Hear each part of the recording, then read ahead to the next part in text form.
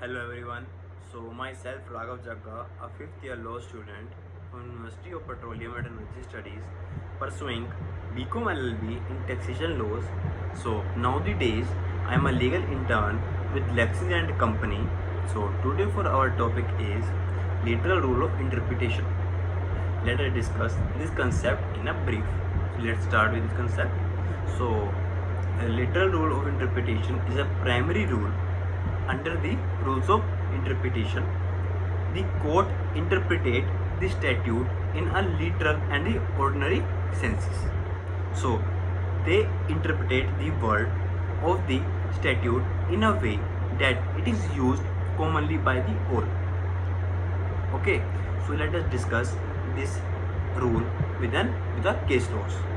So, first and most important case is Tej Kiran Jain versus Sanjeev Reddy. Okay, so let us discuss with the argument from both the side, respondent and the appellant. So, argument with the side of the respondent.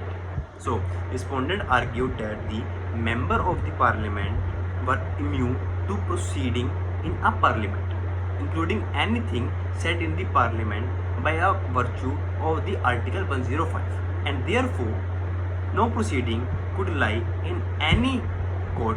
Therefore, the appeal be kindly dismissed.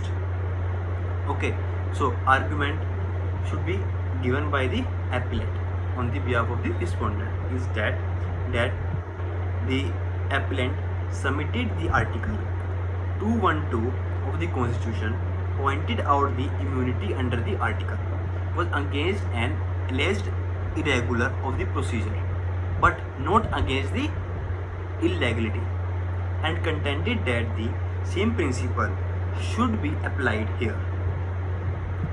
Okay, so let us discuss the observation of this case. Okay, so observation by the case is literal rule of interpretation. The court observed that the article in the questions. Second observation is interpretation of the scope of the Article 105. Third observation is interpretation of the limitation of the Article 105. Okay, so conclusion by the court in this case is the court concluded that the courts are concerned only with the speeches in the parliament. Anything said during the course of their business were immune from the proceeding in any court by immunity. So it is not only the competent, but as it should be, it is in the essence of the parliament system of the government that people responsibilities should be free to express themselves without the fear of the legal consequences. Okay, I hope you understood it, this case. So let's discuss one another most important case of the literal rule of interpretation, which is a Jugal Kishore versus Roe Cotton Company.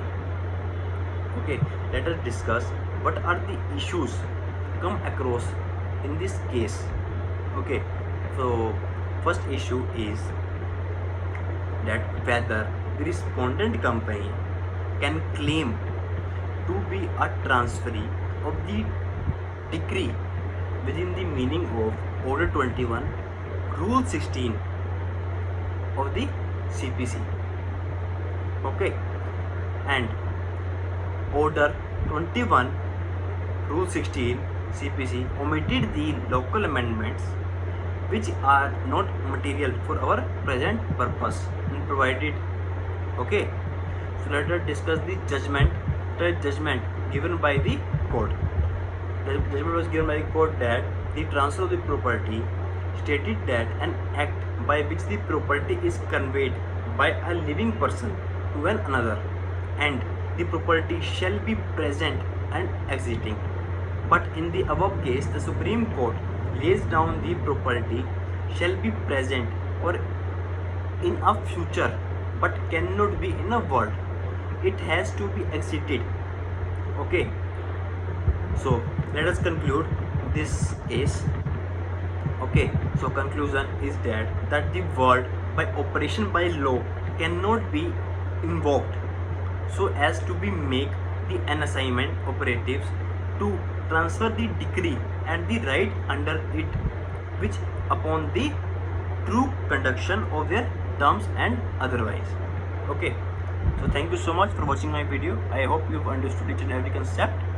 So if you have any doubt, please feel free to comment in the comment box. Your answer will be given as soon as possible.